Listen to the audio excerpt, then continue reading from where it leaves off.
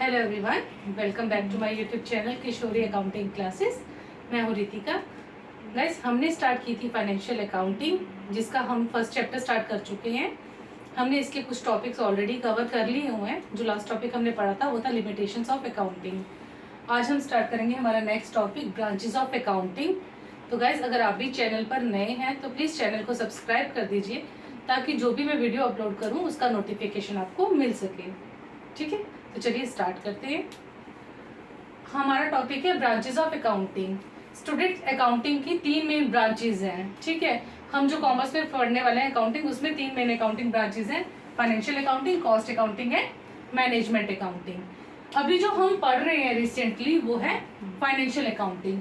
Financial accounting किससे related है? इसमें हम क्या करते हैं, हमारी जो फाइनेंशियल ट्रांजेक्शन्स होती हैं उनको रिकॉर्ड करते हैं, क्लासीफाई करते हैं, समराइज करते हैं और उसको इंटरप्रेट करते हैं और कम्युनिकेट करते हैं अपने यूजर्स को फाइनेंशियल अकाउंटिंग में।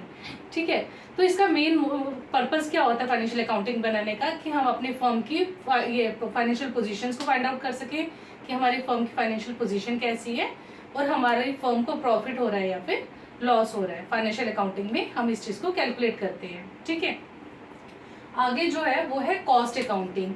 Cost accounting is also branch of accounting. ये भी, इसमें क्या होता है, कॉस्ट अकाउंटिंग जो होती है ये रिलेटेड होती है कॉस्ट से। तो इसमें क्या करते हैं हम इसमें फाइंड आउट करते हैं कि हम जो प्रोडक्ट पे कॉस्ट आ रही है, जो हम प्रोडक्ट बना रहे हैं उस पर जो कॉस्ट आ रही है, जो हम बिजनेस में ऑपरेशंस कर रहे हैं, जो एक्टिविटीज कर रहे हैं, उन पे जो कॉस्ट आ रही है वो कितनी आ रही है और उसको हम कैसे कंट्रोल कर सकते हैं, कैसे रिड्यूस कर सकते हैं, जिससे वेस्ट कम से कम हो। ठीक है, ये होता है कॉस्ट अकाउंटिंग बनाने का मेन मकसद। उसके बाद है मैनेजमेंट अकाउंटिंग। इसमें क्या होता है, हम फाइनेंशियल ट्रांजैक्शंस को रिकॉर्ड करते हैं। ठीक है, और इसमें कॉस्ट रिलेटेड ट्रांजैक्शंस को रिकॉर्ड करते हैं, कॉस्ट रिलेटेड डाटा को रिकॉर्ड करते हैं, ताकि हम क्या कर सकें, कंट्रोलिंग कर सकें, कॉस्ट को कंट्रोल कर सकते हैं और रिड्यूस कर सकें। ओके, ताकि जो हमारी कॉस्ट है उसको हम कंट्रोल कर सकें और रिड्यूस कर सके, ताकि वेस्टेज कम हो। आगे आती है मैनेजमेंट अकाउंटिंग। मैनेजमेंट अकाउंटिंग का क्या फंक्शन होता है? मैनेजमेंट अकाउंटिंग लेता है डिसीजन। इसमें हम क्या करते हैं, मैनेजमेंट अकाउंटिंग का वो होता है कि वो इंफॉर्मेशन ऐसी जनरेट करे जिसपे वो इम्पोर्टेंट जो फर्म के डिसीजंस हैं वो ले सके, फर्दर प्लानिंग्स कर सके। ये जो इन्फॉर्मेशन कलेक्ट करते हैं वो करते हैं फाइनेंशियल अकाउंटिंग से। फिर उसमें कुछ टूल्स को यूज करके ये क्या करते हैं, अपना एक नया इन्फॉर्मेशन जनरेट करते हैं और उसके बेसिस पे वो बिजनेस के लिए प्लान करते हैं, जो भी जरूरी डिसीजन होते हैं वो लेते हैं। ठीक है, ये थी मैनेजमेंट अकाउंटिंग। अब हमारा नेक्स्ट है यूजर्स ऑफ अकाउंटिंग इंफॉर्मेशन। ठीक है, तो ये जो हमारी अकाउंटिंग इंफॉर्मेशन होती है ये किस किस के काम आती है, कौन कौन इसमें इंटरेस्टेड होता है? हमारे 2 तरह के यूजर्स होते हैं स्टूडेंट्स, एक होते हैं इंटरनल यूजर्स और दूसरे होते हैं एक्सटर्नल यूजर। इंटरनल होते हैं जो ऑर्गेनाइजेशन के अंदर के ही होते हैं। इसमें फर्स्ट आ जाता है ऑनर्स। ऑनर जो होता है वो होता है बिजनेस का मालिक। अब जो मालिक है वो तो इंटरेस्टेड होगा ही जानने के लिए कि उसके बिजनेस में चल क्या रहा है, उसके बिजनेस में प्रॉफिट हो रहा है या लॉस हो रहा है, वो ग्रो कर रहा है या नहीं कर रहा है, इसलिए वो क्या जानना चाहता है, अकाउंटिंग इंफॉर्मेशन के बारे में इंटरेस्ट रखता है। उसके बाद आती है हमारी मैनेजमेंट। हमारा अगला यूजर कौन है? मैनेजमेंट। मैनेजमेंट कैसे इंटरेस्टेड होती है? मैनेजमेंट को करना ही होती है प्लानिंग और उसको लेने होते हैं कुछ इंपॉर्टेंट डिसीजंस। तो इसीलिए मैनेजमेंट जो है वो भी अकाउंटिंग इंफॉर्मेशन से इंटरेस्टेड रहती है, अकाउंटिंग इंफॉर्मेशन में इंटरेस्टेड रहती है। उसके बाद है एम्प्लॉयज़ एंड वर्कर्स। अब जो फर्म के एम्प्लॉयज़ और वर्कर्स हैं वो भी जानना चाहते हैं कि बिजनेस किस तरह से ग्रो कर रहा है। अगर बिजनेस अच्छा कमा रहा है, बिजनेस को अच्छा प्रॉफिट हो रहा है, तो उससे क्या होगा, जो एम्प्लॉयज़ हैं उनको क्या होता है कि उनको अच्छा बोनस मिलेगा, इसलिए वो भी क्या होते हैं, अकाउंटिंग इंफॉर्मेशन में इंटरेस्टेड होते हैं। उसके बाद आते हैं एक्सटर्नल यूजर्स। एक्सटर्नल यूजर्स होते हैं जो बाहर के यूजर्स हैं, जिसमें आ जाता है बैंक एंड फाइनेंशियल इंस्टीट्यूशंस।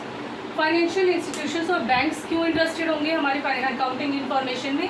अब देखो, जैसे कि अगर हमारा बिजनेस बाहर से लोन लेता है बैंक से या किसी फाइनेंशियल इंस्टीट्यूशन से, तो वो भी तो जानना चाहेंगे ना कि मैं अपने डेट्स चुकाने की कंडीशन में हूँ, मेरी ऑर्गेनाइजेशन किस तरह से काम कर रही है। अगर मैं इतनी कैपेबल हूँ, मेरी फर्म इतनी कैपेबल है, वो तभी लोन देंगे। इसीलिए अगर हमने बैंक से पहले से लोन ले रखा है तो भी अगर हम आगे लेना चाह रहे हैं तो वो लोग भी हमारी अकाउंटिंग इंफॉर्मेशन में इंटरेस्टेड होते हैं। अगली है इन्वेस्टर्स और पोटेंशियल इन्वेस्टर्स। इन्वेस्टर्स कौन हुए? जिसने हमारे बिजनेस में इन्वेस्ट किया हुआ है, ऑलरेडी अपना पैसा लगाया हुआ है, तो वो भी तो जानना चाहेंगे कि बिजनेस किस तरह से ग्रो कर रहा है, बिजनेस का कहीं लॉस तो नहीं हो रहा है, कहीं ऐसा तो नहीं कि उनका भी पैसा डूब जाएगा।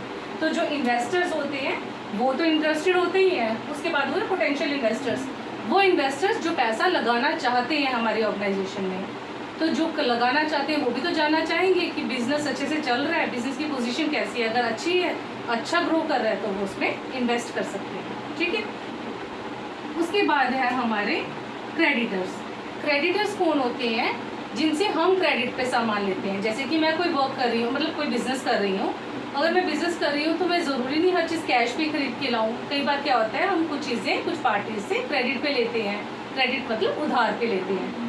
तो जिस पार्टी से हमने उधार पे चीज़ें ली हैं तो वो भी तो जानना चाहेगा ना कि मैं वापस अपने पैसे पे मतलब मैं उसको वापस पैसे पे कर भी सकती हूँ या नहीं। अगर मैं वापस पैसे पे करने की कंडीशन में हूँ, उसे पता है कि मैं अच्छा कर रही हूँ, मेरी ऑर्गेनाइजेशन अच्छे से चल रही है, तो वो भी मुझे क्रेडिट पे सामान देगा। अगर मेरा बिजनेस अच्छा चल ही नहीं रहा होगा तो वो मुझे क्रेडिट पे सामान क्यों देगा? तो इसलिए वो भी हमारे अकाउंटिंग इंफॉर्मेशन में इंटरेस्टेड रहता है। उसके बाद होते हैं पोटेंशियल एम्प्लॉयज़। ये होते हैं जॉब सीकर्स, जो लोग जॉब्स ढूंढ रहे हैं। तो अगर वो भी हमारे ऑर्गेनाइजेशन में ढूंढेंगे जॉब, वो कहेंगे कि जॉब करनी है, तो वो भी देखेंगे कि हमारी फाइनेंशियल पोजीशन कैसी है, हमारी मतलब जो बिज़नेस है हमारा क्या वो ग्रो कर रहा है, क्या उन्हें अच्छा इनकम मिल सकता है, वहाँ से अच्छी सैलरी मिल सकती है। अगर अच्छी तो अगर उन्हें हम अच्छी सैलरी देंगे, उन्हें लगेगा कि हमारी फर्म अच्छे से कर रही है और उन्हें अच्छी सैलरी मिल सकती है, तभी वो हम हमारे ऑर्गेनाइजेशन में जॉब लेंगे, राइट। तो इसीलिए पोटेंशियल एम्प्लॉयज़ भी कहीं ना कहीं हमारी अकाउंटिंग इन्फॉर्मेशन में इंटरेस्टेड होते हैं। वो जानना चाहते हैं कि हमारा बिजनेस किस तरह से काम कर रहा है। अगर वो उनको अच्छी सैलरी दे सकता है तो वो वहाँ पर जॉब लेंगे, राइट। उसके बाद आती है टैक्स अथॉरिटीज़। टैक्स अथॉरिटीज़ जो टैक्स कलेक्ट करती हैं, तो वो भी हमारे अकाउंटिंग इन्फॉर्मेशन में इंटरेस्टेड रहती है, क्योंकि उन्हें क्या होता है, टैक्स लायबिलिटी असेस करनी होती है।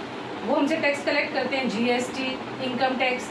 तो वो किसके बेसिस पे करते हैं? हमारी अकाउंटिंग इन्फॉर्मेशन, जो हमारी अकाउंटिंग की बुक्स होती है उनके बेसिस पर। तो वो भी कहीं ना कहीं हमारी अकाउंटिंग इन्फॉर्मेशन में इंटरेस्टेड रहते हैं, ताकि वो हमारे टैक्स लायबिलिटी को असेस कर सकें।